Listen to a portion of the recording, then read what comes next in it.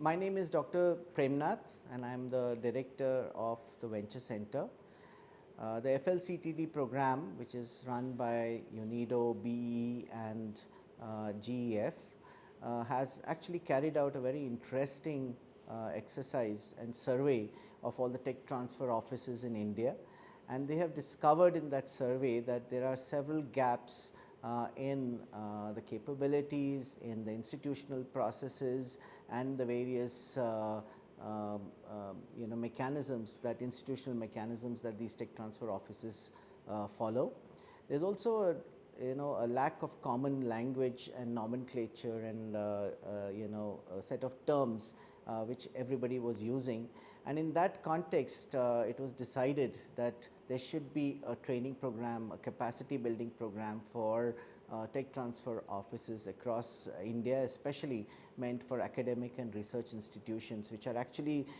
India's source of science based innovation in many domains today, and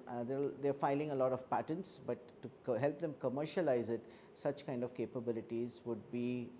increasingly important in the coming years. And it is in that context that Venture Center is organizing these workshops, which are meant to train tech transfer offices, especially in improving and upscaling their capabilities and getting